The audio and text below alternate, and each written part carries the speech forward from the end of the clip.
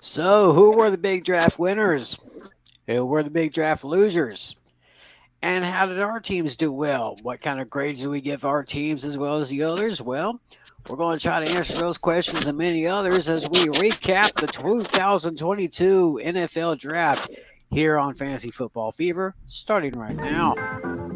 15 seconds to air.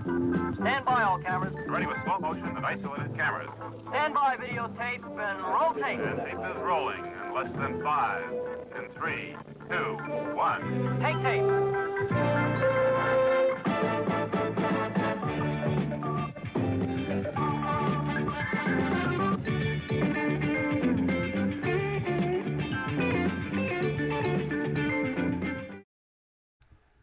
Hey, what's good, everybody? Welcome to another edition of Fantasy Football Fever. It is May 7th, 2022.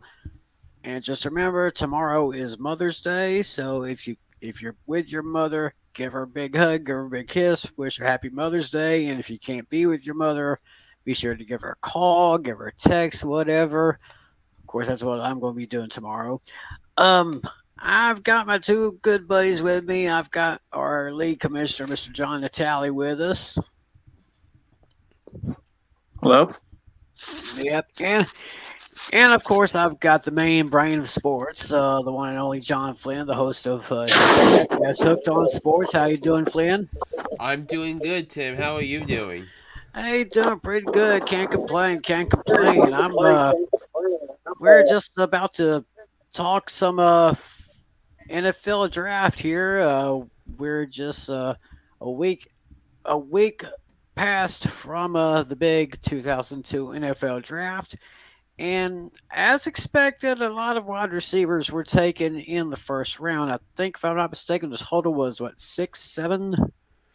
Yep, something like that. And what we also had was the big four wide receivers. We all anticipated they would all go in a row, but that they went 4 out of 5 picks from picks 8 through 12. With Drake London going to Atlanta, Garrett Wilson going to the Jets, the Saints trading up and drafting Chris Olave, and how about the Detroit Lions? They move up 20 spots to draft Jamison Williams from Alabama, and we can't say enough of the incredible draft the Lions had, and it really centers in with their 2 first-round picks. So the Lions drafted star edge rusher Aiden Hutchinson from Michigan with the number 2 overall pick, and what a great story that is with Hutchinson staying in Michigan where he grew up and now gets to play for the hometown Lions, and that's gonna be so cool. And then the Lions trading up and getting the last of the great available wide receivers with the 12th overall pick, and they did, and I'm surprised they did not give up that much from Minnesota to trade up and draft him. So I'm very curious about how Minnesota did on that regard.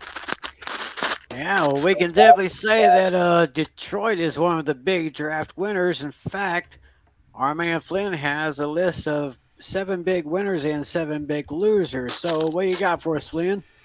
Yeah, these are some of the things from Hooked on Sport from my Hooked on Sports podcast earlier this week. So I'm gonna start though with the Baltimore Ravens because because the Ravens just put on they just put on a graphic because a clinic because they drafted Tyler Linderbaum at 25, and then they drafted Kyle Hamilton from Notre Dame with the 14th overall pick, and then they just kept filling in a lot of needs in a lot of different places. And Eric DeCosta is a pro at this, and I thought the Baltimore Ravens got so much better as time went along. Not only for the short term, but for the long term as well. Now, David Ojabo is not going to get much playing time this season because he's recovering from a torn Achilles he suffered on his pro day. But So, but look, you need to think about the Baltimore Ravens as a legit Super Bowl contender, and don't let the win-loss record fool you from a year ago. They went 8-9, and they were in last place in the AFC North.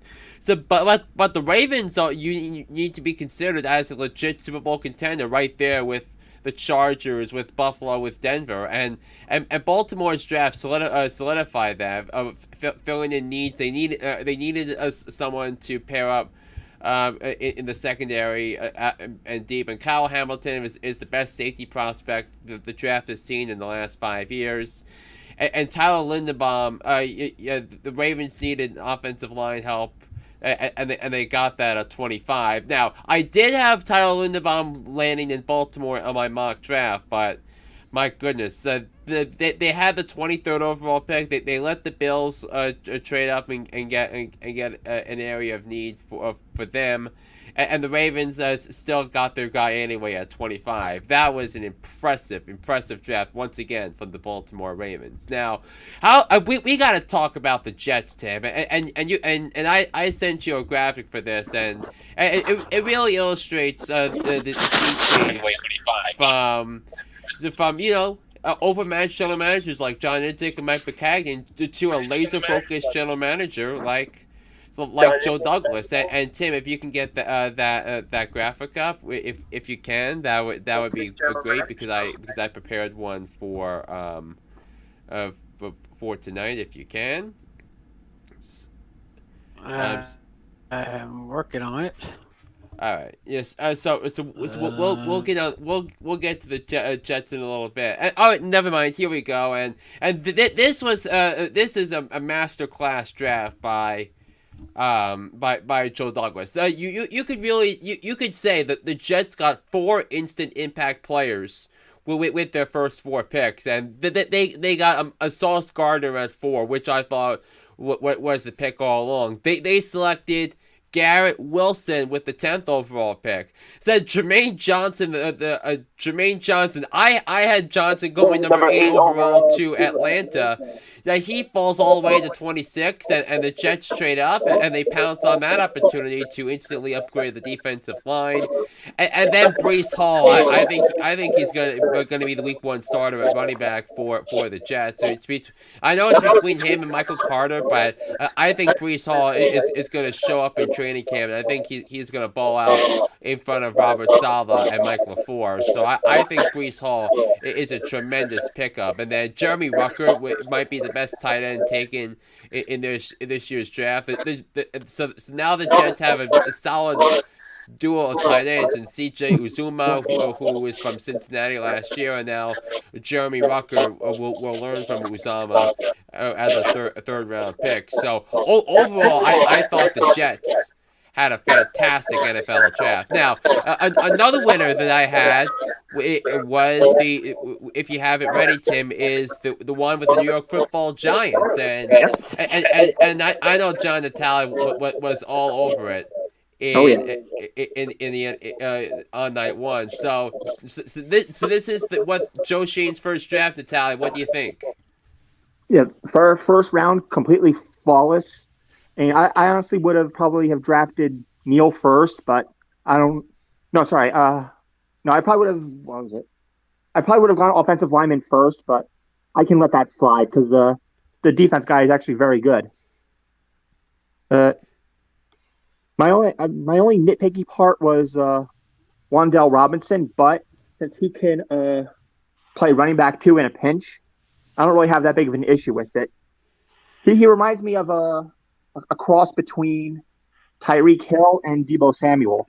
Yeah, I was literally about to say the same thing because the Giants are in desperate need of playmakers, and my friends over at Kentucky tell me that Wan'Dale Robinson was grossly disrespected in the draft process. Now, so these picks seem to be a collaboration effort with the coaches and the scouts, and with what Wink Martindale wants with his defense, and Thibodeau is a perfect fit for Hmm. for what Martindale wants to do. I mean, in terms of rushing the passer. So that's great. Evan Neal, the Giants desperately needed an upgrade at right tackle after the disastrous performance from Nate Solder this past year. Hmm. So and they get a couple more offensive guards in the draft, and they'll compete for the left guard spot for coming out of training camp. So the Giants really cleaned up on the offensive line this offseason, Yeah, and I I like think the tight end pick too, because they were in need of a tight end. 'Cause Evan Ingram just wasn't cutting it. I mean I don't think the Giants had the cap room to bring back Evan Neal, so they basically had to start from scratch. So, Hmm. but Dan Bellinger seems like a solid addition as well Yeah, at number four with one of the fourth round picks, and yeah, this was the fourth round pick they got back in Chicago from Chicago in the Justin Fields trade, yeah. and I just the one positive though that Dave Gettleman gave us on his way out was that second Hmm. extra first round pick, which turned out to be a top 10 pick, and I couldn't be more thankful. Now I do disagree with you on one thing because Hmm. the way the first seven picks went out, so four defensive players went in the first four picks. Well, So I think the Giants really had to take the last of the premier defensive prospects with the fifth overall pick, and then that would true. set them up to either having Iquonu at six, Iquonu or Neal at seven, depending on what Carolina did. Supposedly, Iquonu was on top atop the Giants draft board at the Hmm. tackle position. So, Yes. but Iquonu went six. Neal was my personal top tackle on the board this year, and he went number seven to the Giants. So I thought that was a splendid draft for the Giants. Yeah, I think the reason why the Giants wanted to pick Thibodeau first because they were worried that the Panthers were going to take him. Yeah, yeah, absolutely. But the rest of these picks seem like schematic fits Hmm. for the Giants. So congratulations to Joe Shane, Brian Dapel, and also they fired long time scout head of scouting Chris Pettit earlier this week, and he was part of all those bad drafts in the Wow. last 10 years that led to the Giants' lack of success. Mm. But Yeah. then we still have free agency too. We still have trades, so they could even improve even more. It's yeah, no question about that, and I think Yeah. we were talking about doing an episode like that in a couple of weeks. Yeah, I mentioned that. Probably the tentative date right now is May 19th. I'm going to work on the list. Yeah. So and you can definitely bring that to the table then. But I talked about we talked about the Jets, we talked about the Giants. So Tim, why don't you talk about your team, the Cowboys, and how they did with their draft?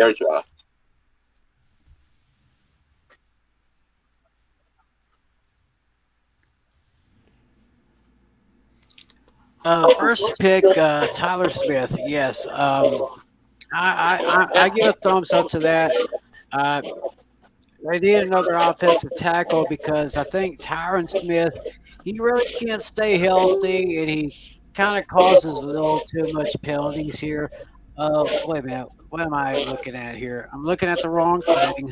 We're looking at the wrong thing. Sorry about that, folks. There we go. Yeah, as I was saying, Tyron Smith can't stay healthy. He plays maybe 13, 14 games a season at best, and he's kind of getting up there a little bit. So I could probably expect to see Tyler Smith maybe getting a start over there. Defensive end, we need another one. We lost Randy Gregory in free agency. Jalen Tolbert, the wide receiver. Yeah, we lost, of course, our big star, Amari Cooper, and we also lost a rising star in Cedric Wilson. So hopefully Jalen Tolbert can fit into the system because we still have C.D. Lamb and we still have Michael Gallup. It seemed like everyone was saying that we should have gotten rid of Michael Gallup, but he came back pretty good last year after suffering a big injury the year before. At tight end, Jake Ferguson. we did lose Blake Jarwin. He was pretty much injury prone, but in his place we have that great tight end, Dalton Schultz, who I think was the Cowboys' best receiver last year. Then in the 155th overall pick, we got another offensive tackle. Definitely fit in there. We got a corner, Deron Bland at 167. Have a linebacker, Damone Clark. I guess hopefully he can pick up if Leighton Vander Esch kind of slips a little bit. And I'm kind of looking for Vander Esch to kind of improve this year because I almost had to put out an APB for him last season. Defensive tackle, John Ridgway. And we wrapped up our draft with linebacker, Devin Harper. So we pretty much went slightly defense heavy, but I think we should. We got offensive tackles, and we did get another wide receiver. So Yeah. if I had to grade the Cowboys draft this year, I'd probably give it probably about a B plus. That's probably the best I can do with that. So that's my take on my Cowboys draft right there. Yeah, see, I think what the Cowboys' strategy this draft was really to replenish areas of need. Because when you look at the defense, when you look at the offensive line or the wide receiver positions, and people often forget how important Tyron Smith is to the Cowboys' offense because. I mean, because I think Dak is a good quarterback. So, but I don't think he's going to reach the elite status because we've seen what he's done with a bad offensive line and Tyron Smith not being in the stretch in November where Tyron Smith wasn't available and you look specifically at the Kansas City game, you look at the I don't think Tyron Smith played that Thanksgiving game against the Raiders last year, and the Thanksgiving game I thought that the Cowboys put up a lot of points, but in overtime when the Cowboys needed to score, they couldn't take care of that, but I was a little disappointed the Cowboys did not address the linebackers because them starting two linebackers in the wild card game against San Francisco really bothered me as a viewer. So I was a little disappointed in that. So as Tim said, I think that they need a lot of production from Leighton Vander Esch. They need some type of repeat performance from reigning defensive rookie of the year Micah Parsons. So I gave the Cowboys a grade of a C plus in this draft. Natalie, got anything for the boys? Yeah, I think overall, I think they look pretty good. I think they just need a little more of a balance somewhere. You gotta do it. If I was to draft needs, I would typically go half and half on offense, maybe half on defense, because you want to have a little more variety. Other than that, I think their draft is pretty solid. It's just lack of variety. Yeah, and the one thing that really gets me is inside linebacker N'Kobe Dean from Georgia. I can't believe he did not go in the first round. I had my eyes on N'Kobe Dean. And then all of a sudden, Philadelphia Chickens drafted him in the second round. Yeah, he was my personal steal of the draft. I think it was payback from 2 years ago when the Eagles had their eye on C.D. Lamb, but the Cowboys ended up drafting him. So, it's yin yang, you know? Yeah, and that's definitely one of the steals of the draft. That was my top pick. As I said Tim earlier, and look, N'Kobe Dean, I believe I had N'Kobe Dean going late first round, and he lasted into the third round. So I think there's going to be a lot of a lot of teams that passed up on the services of N'Kobe Dean because he is that good. I thought he was the best linebacker in this year's draft, and I thought he would have been perfect for a team like Dallas that I've been telling people about. Maybe a team like the Giants would have been really good. Definitely Mhm. a team like the Chicago Bears would have been great.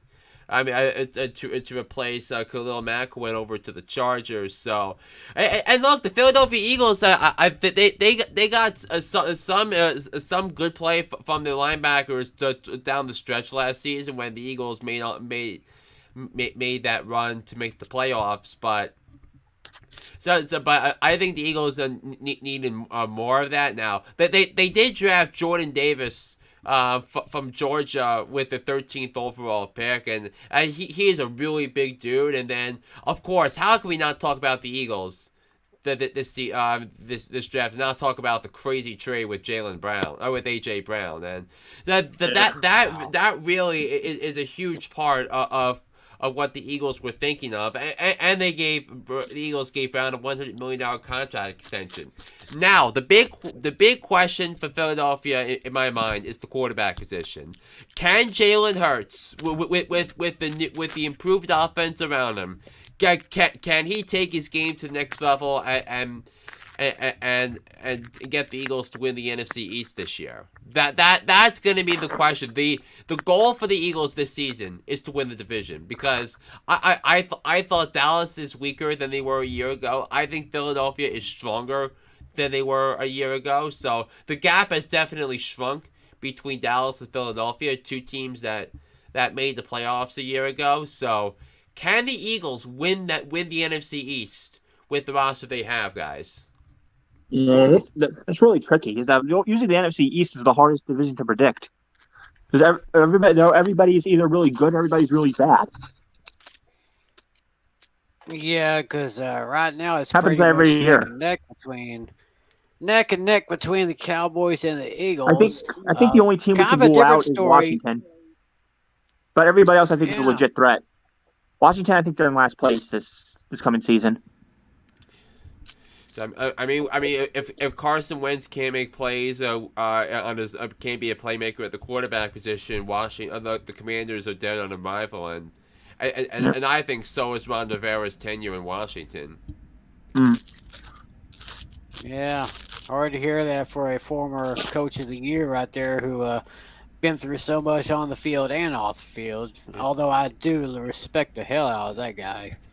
but of course Washington with how dysfunctional they are and how horribly run they are, they need a fall guy from this, and I think it's going to be Ron Rivera if Washington doesn't win 7 or 8 games Right.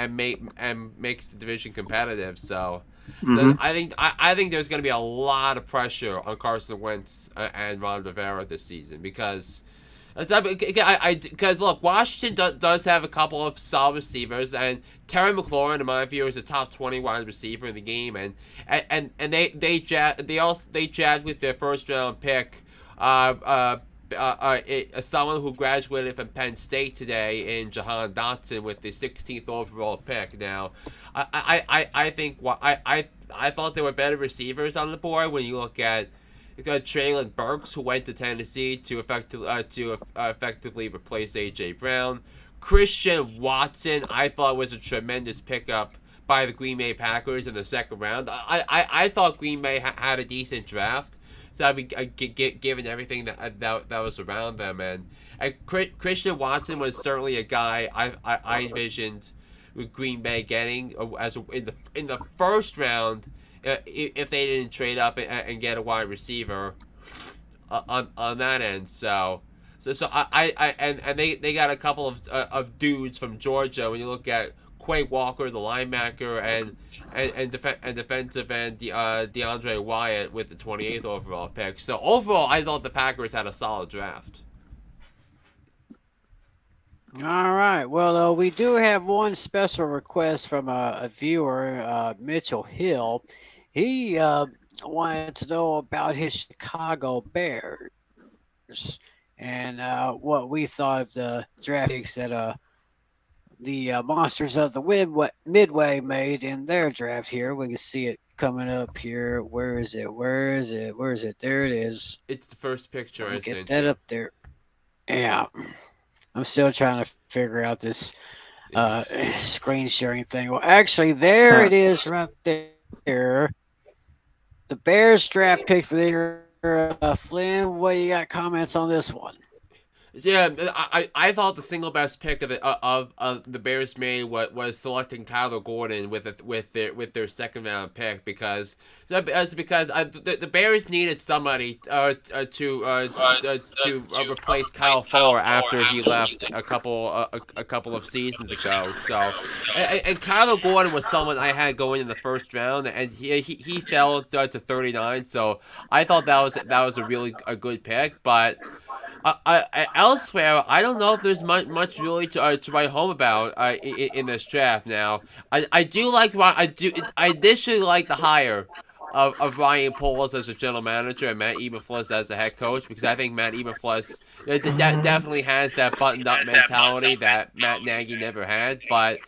But really, the Ryan Pauls was really boxed in to try and get and he was faced with so much collateral damage from the clueless Bears ownership with not firing Matt Nagy or Ryan Pace after the Nickelodeon game when they got trounced by the Saints.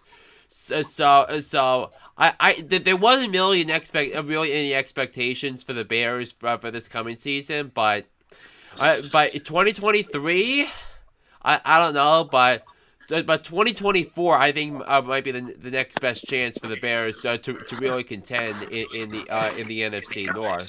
I mean, given what they had. So Ryan Poles' first draft to me, eh. yeah, basically a Eh, C, I guess. So yeah, I would have given the Bears a C with their with their things because they really and think about this more insult to injury with Ryan Pace that they could have used the first round pick to get a wide receiver or a Yep. right tackle. So, and with that seventh pick there was Evan Neal. And of course, all the wide receivers available for them, but because the Bears were so desperate to trade up for Justin Fields, so that was exactly Mhm. the price they paid. So everything that this year for the Bears is all about developing Justin Fields. I mean, with Matt Eberflus on the helm as the head coach. So we're gonna find out right away how successful Justin Fields will be with the Chicago Bears. yeah, yes, I think. Let's take a look here. We had another list here that I want to go through. We're talking about the draft steals, and we did mention the Kobe Dean for the Eagles, and we see a few more here, Flynn. So, yeah, so we mentioned Kyler Gordon. Andrew Booth Jr. was somebody I had going with first round picks. Every single one of these guys I had going in the first round. Now, Kyle Hamilton was going to be a steal. I regardless of what happens because I thought he was worthy of a top 10 overall pick, but because of the team needs of everybody that he was going to fall down and Jermaine Johnson, Yep. same thing, and but now we need to talk about the Jaguars for a second, Tim. So it was because something really bothered me about the Jaguars. Not the Devin Lloyd pick. I thought Devin Lloyd was the second best linebacker in this year's draft behind the Kobe Dean, but they drafted Trayvon Walker with the number one overall pick over Aiden Hutchinson and Kayvon Thibodeau, and I thought that was crazy of what Trent Baalke did, and listen, we told you the night of the draft, like the week before the draft, that Trayvon Walker was going to be the pick with the number one overall pick, and sure enough, he was somebody that is a Trent Baalke specialty, and you wonder aloud, not picking the best available prospect. Now, Trayvon Walker has a lot of upside, but is it worthy of him being the number one overall pick? No. So we have that, but another thing that really bothered me as I watched this guy fall off the men here. Why in God's name did Malik Willis go number 86? I had Malik Willis as a first round pick going to the Carolina Panthers. that's how high I am on Malik Willis. He has a lot of traits of Josh Allen and Lamar Jackson, and Willis has a laser beam of an arm. So he could run. He has another trait with Russell Wilson, and knowing his ability to run to run when he has to, and watching his tape, I really like Malik Willis. Now, he's gonna sit a year behind Ryan Tannehill.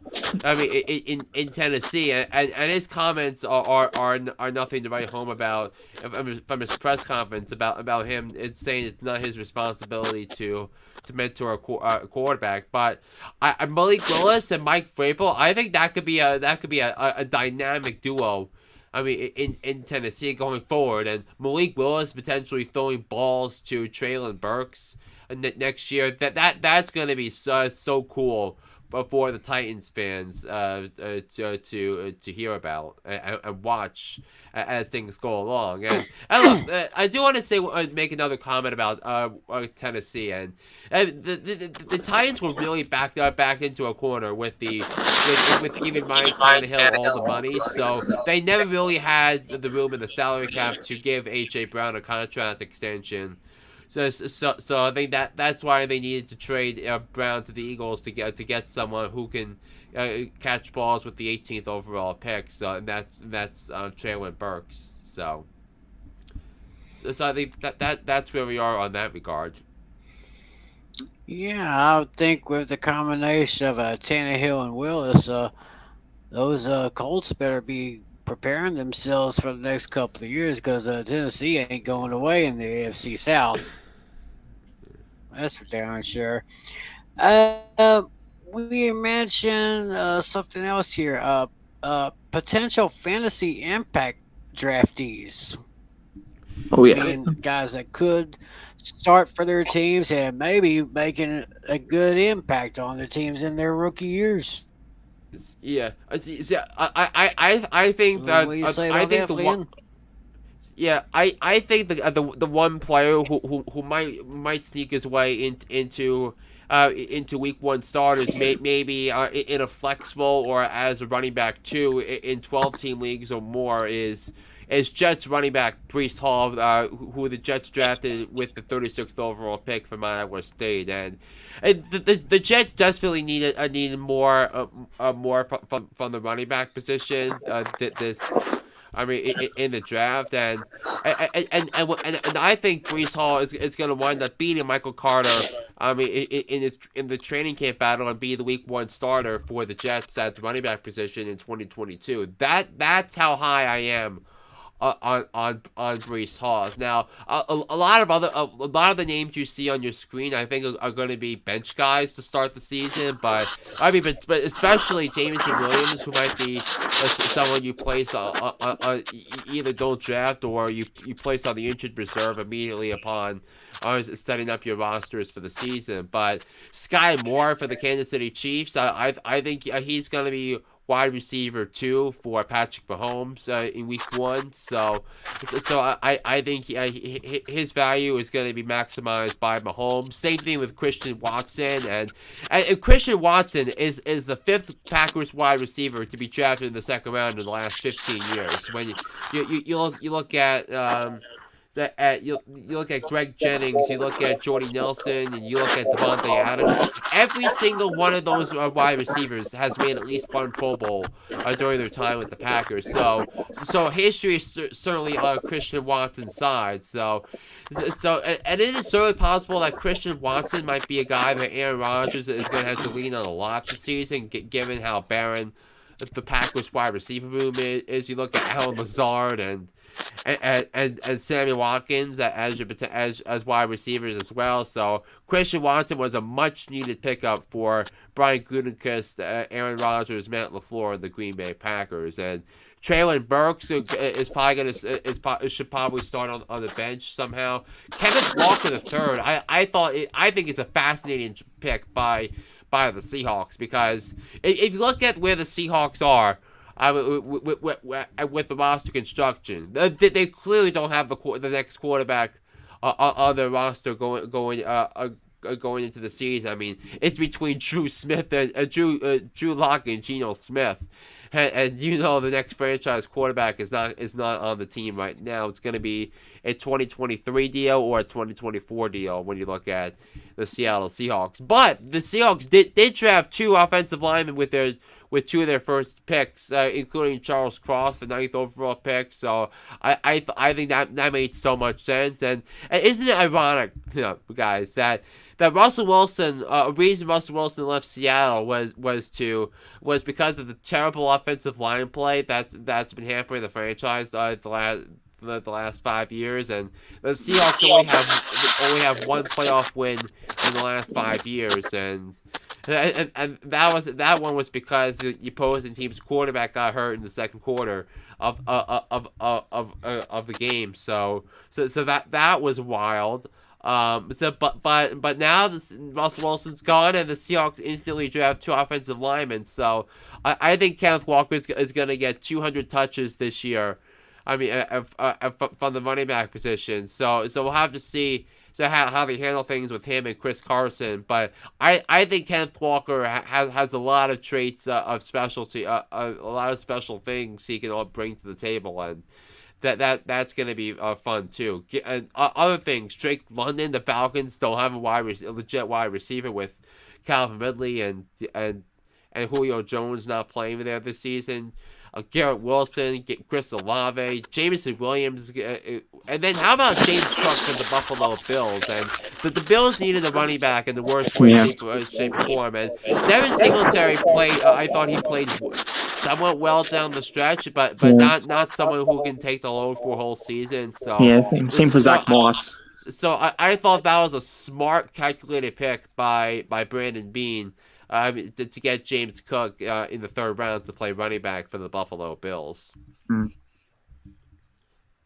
Oh, yeah, I think there was another name on the didn't talk about yet. That might be worth mentioning. How do you see Kenny Pickett doing in his first year at quarterback?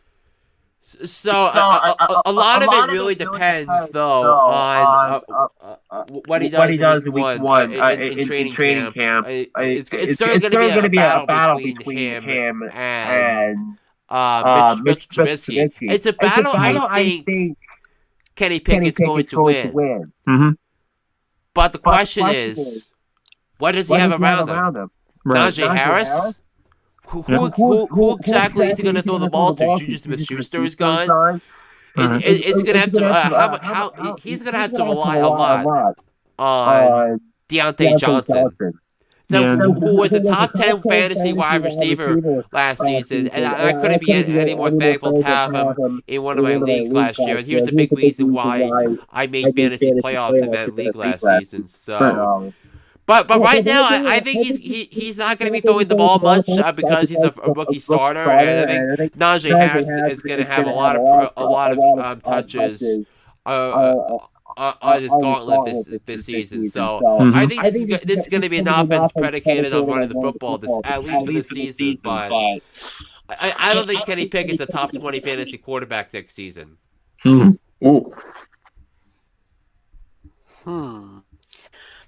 Well, early in the show, Flynn mentioned some draft winners. What about draft losers? Who did you pick for yours? I think the most obvious is the New England Patriots. Drafting Cole Strange with the 29th overall pick. Drafting a quarterback with the 4th round pick. I mean, Bill Belichick is the single greatest head coach in the history of the National Football League. Bill Belichick, the only person outsmarting Bill Belichick is Bill Belichick. He is outsmarting himself in the draft process, and of course that's why the Patriots went on such a big splurge in last offseason, adding all these guys in free agency, and because the draft picks are not adding up for Bill Belichick, and Cole Strange was the 72nd rated prospect on Dan Jeremiah's top 200 prospect list. So I think that was a tough thing to see for Patriots fans. Now I do think the Minnesota Vikings need to take a bit of a hit here, because the Vikings made 2 trade downs. One with the Lions to get a wide receiver. one with the Packers to get a wide receiver, and that's what happened with Jameson Williams and Christian Watson. So why on earth did the Vikings let two of their division rivals get better, and them not actively getting much back in return? I thought that was a disappointing draft for Kwesi Adolfo-Mensah. I mean, in Minnesota to start his Vikings GM tenure. Yeah. My question is, do you think? My question would be to Flynn is with these bad drafts, do you think this could put both of these teams in last place this coming season?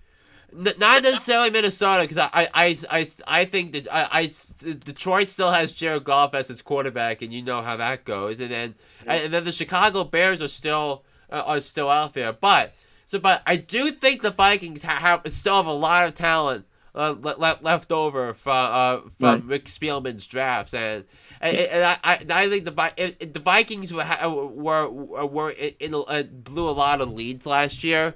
And I think that's something that Kevin O'Connell is going to have to work on. I mean, in mini camp and training camp. So I think the Vikings are a team in a weak NFC. I think they're a team capable of winning 10 games. What about on the New England side? Do you think they could be in last place because of their bad draft? The teams I would rank ahead of the Patriots. Are in the AFC are Jacksonville, Houston, the Jets, and I can't think of anyone else that the Patriots can say they're truly better than. Buffalo got better, Miami got a lot better with the Tyreek Hill trade, and Baltimore, Cincinnati. The Patriots are gonna have a tough schedule this coming season because there you have it. They could be in last place this season in their division. I mean, because they face the AFC North next year. They have Buffalo twice. They have Miami twice. A team that the Patriots have had a lot of trouble beating. And then the NFC, they play the NFC North this season. So they play Green Bay, Minnesota. So there is a chance that the Patriots might only win 7 or 8 games this season, given how brutal the AFC was. Now, if the Patriots were in the NFC, that's a whole different story. Then they're a playoff team. But in the AFC, I don't see it. And of course, we mentioned the Patriots. So for our good friend who just happens to not be present with us today, well, you know who this is for. Let's take a hit on a pipe dream. Was a fate or mistake? Cause the time ain't up yet. Parts of my Mr. Mac Jones.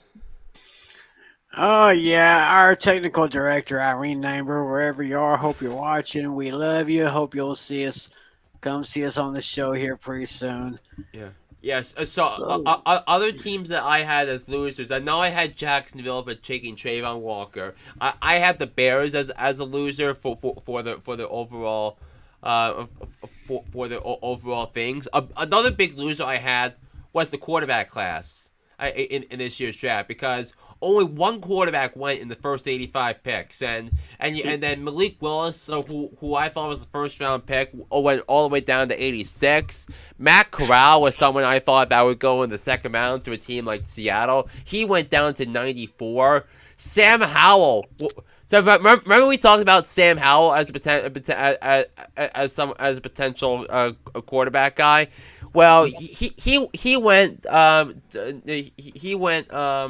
to Washington in the 5th round. Also, I forgot to mention Desmond Ridder went to Atlanta with a 3rd round pick and pick 74, I believe. So I thought that was a decent pickup for Atlanta. And Desmond Ridder reminds me a lot of Dak Prescott. Now, but now this requires Terry Fontenot to build an elite offensive line around him. So it's gonna take a while for Ridder to come around, but if you're a Falcons fan and Desmond Ridder fell to you in the 3rd round, I think that's something you should be happy about. But other winners I had, we do need to mention the Kansas City Chiefs, what they did in the 1st round, because I was all over Kansas City.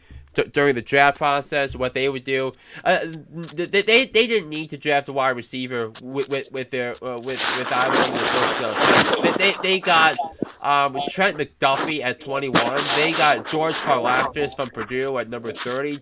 Two instant upgrades to their defense, and then they let the best available wide receiver fall to them at 54 in Sky Moore. I thought that was an excellent pick in and of itself. So that is I thought the Chiefs deserve a lot of credit. We talked about the Eagles, the Giants, the Jets, the Ravens, and the Lions and the Seahawks as well as potential winners. So I think those were some of the big winners and the losers. I think from the season's NFL draft. Yeah, well, I guess we pretty much covered it from top to bottom right there.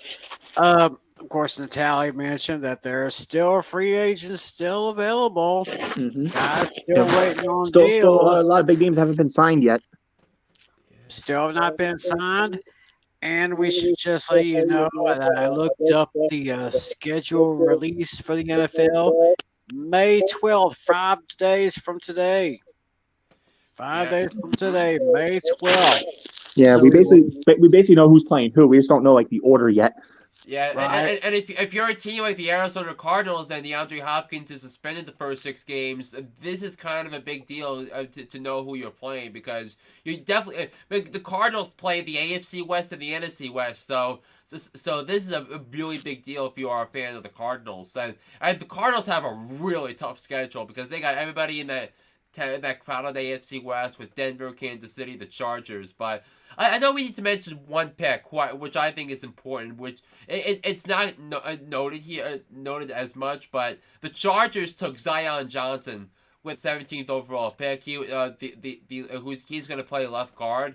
I think that's going to be really, really important for the Chargers this season, because I think the offensive line what was the reason they lost a couple of games last year. I look particularly at the game in Denver where Patrick Surtain had a couple of interceptions off Justin Herbert, and the pass protection for the Chargers failed that day. So I thought that was a needed pick for the Chargers. So that needs to be thrown out there. But yeah, but I also know, Tim, that you're still that Law and Order comes back next Thursday.